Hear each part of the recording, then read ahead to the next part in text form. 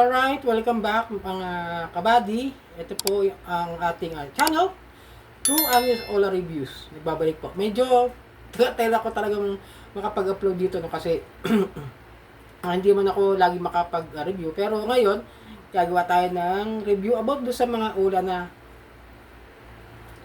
kahit sobrang tagal munang overdue, ay hindi nang haharas at hindi sila makulit. Bibigyan ko kayo ng tatlong ulan na yan na para sa akin the best ulan na mahihiraman ninyo at hindi ganoon ka-stress ng mga ula na hindi kayo obligahin, no? Yung hindi siya talaga as in na pahihirapan kayo o kung ano man yung hindi magandang gagawin sa inyo. Yun, mabibigay ko sa inyo kasi this is by my experience. Pero bago ang lahat, nakikisuyo po ako sa inyo, naglalambing po ako na sana po ay mag-subscribe po kayo dito sa ating channel. Paki-like na rin po, share, hit nyo na yung notification bell para updated po kayo sa mga videos na ginagawa natin dito para maging aware kayo at mas maganda siguro talaga panoorin nyo muna yung mga reviews bago kayo umutang doon sa mga OLA. Ito kasi, siyempre, Kangator TV, True Honest OLA Reviews. Etong tatlong to, excuse me, excuse me po.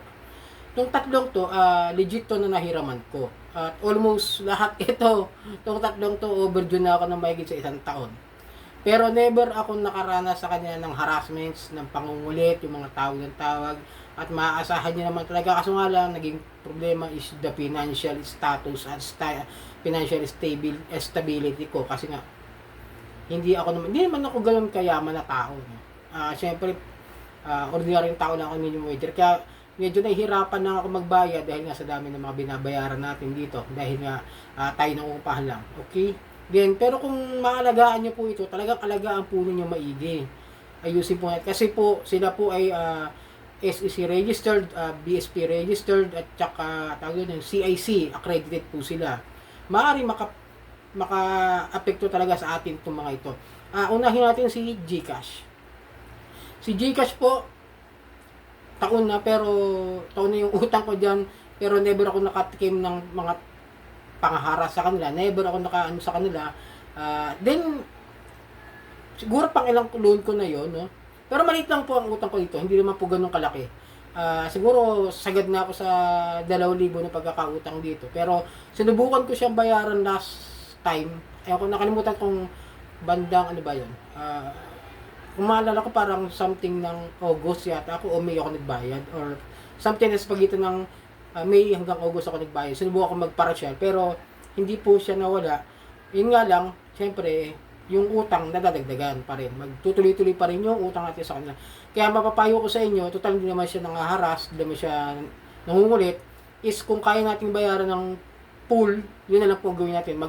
Siguro pag ipunan na lang, kung maliit lang naman yung utang natin. Ako sinusubukan ko kasi ngayon na magsimula na mag-ipon para makapagbayad sa kanila. Para kung sakasakali bago mag-December, siguro matapos ko itong ating loan sa GCash ito. Para isang fully paid na lang po, para hindi na po mag-outfit. Kasi sayang kung nababawasan nila pero hindi naman mawawala yung mismong capital o yung mismong principal amount, sayang po yung binabayad natin. Pero the best is hindi sila nangaharas, hindi sila mga tawag sa kung sino-sino, hindi sila nangungulit. Yung po the best po sa GCash po. And then ito, pangalawa, si Tala. Alam ko medyo may mga issue sila ngayon na lumalabas sa mga FB page nila na kakaproblema yata na nag-release daw ng pera, nag-disburse. Pero hindi ko po alam kung ano po talaga yung sanhi ng problema na yon. Wala pa po ako masyadong idea about do sa mga ganyang klase. Pero kung sasabihin niyo na nangaharas sa mga tao sa kung ano, hindi ko po yun naranasan sa kanila. For almost parehas din kay GCash at saka sa isa pang sasabihin ko sa inyo. Same year lang po lahat yung mga utang ko diyan at susubukan natin talaga bayaran kasi makaka-apekto talaga sila sa akin. At yun, ito si Tala, maliit lang talaga ang tubo kasi yung 1.5 ko na utang na almost 1 year and a half na po ngayon ay umaabot pa lang po siya na hanggang 2,000, no? As in talagang 2,100 yata yung huli kong nakitang message na kailangan kong bayaran ng buo. Medyo malaki-laki na rin sa 2,000 kasi ang gusto ko sana kung papayag sila ng partial yung 500, baka kasi hindi pumayag, sayang din kasi kung magtutuloy-tuloy, diba? Imbis na buwasan monthly, kung gano'n sana gagawin ko, so papayag sila, gano'n sana gagawin ko. Pero I will try talaga na make sure na mabayaran ko sila dahil napakaganda rin po ng serbisyo ng Tala pagdating sa mga ganitong klase. Kung nag-delay kayo, hindi naman sila makulit, tatawag oo, isang beses, pero kung makikipag-coordinate lang tayo sa kanila, pumapayag naman sila parang yun ang alam ko. Kasi may mga nababasa akong ganyan, sinubukan doon tumawag din, okay, settle naman nila, at okay naman po yung nangyari. At yun nga lang, hindi ka na makakapag-reloan kung sakaling nag-overdue ka na talaga. And then, my one, na talaga legit na talagang wala akong naranasan na kahit anong pangungulit o pananakot o harassment o something na naging problema, pero may bali-balita na nag-home visit daw talaga ito si Bill Is. Si Bill Is po, yung utang ako dyan na halos 5,500 at ngayon po ay 1 year overdue na po, pero never po ako nakaranas ng harassment sa kanila at legit po sila. Medyo mas mataas nga lang siya ng konti, unlike kay Tala. Pero may nagsabi sa akin na subukan ko raw na tawag din yung makipag-coordinate din at subukan na kung sakasakali papayag kaya sila na bumalik sa principal amount at doon sa tamang mga penalties para bumaba daw. Pwede ko raw yun gawin kung sakasakali makipag-usap sa kanila. I wish sana ganun nga na kung sakasakali magkakaroon ako ng pera this coming di ba, by this December, syempre medyo magkakaroon tayo ng konting karagdaga mga kikitain dahil sa parating na mga dagdag sa mga Christmas. Kasi kami wala kami Christmas bonus Hindi uso sa amin. Bali yung mga 13 months siguro makakatulong na mabayaran ko. Kasi yung sa akin tumubo na siya ng almost 4,000 plus sa huli kong pagbukas doon sa apps ko. Na nakita ko something yung 5,500 ko nadagdagan pa siya ng 4,000 plus.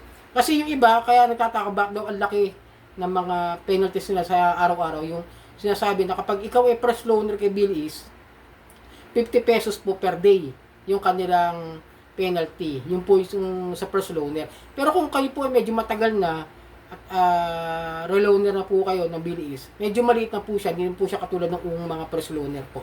Ganun po yung pagkakaintindi ko sa kanya. So yun, yun sabi ko sa ito po yung aking top 3. Top 3 na mga ulan na legit na hindi nangaharas, hindi makulit at maasahan talaga. Kaya kung ako sa inyo, kung ako talaga ayusin ko talaga yung mga problema ko rito sa mga ulan na ito.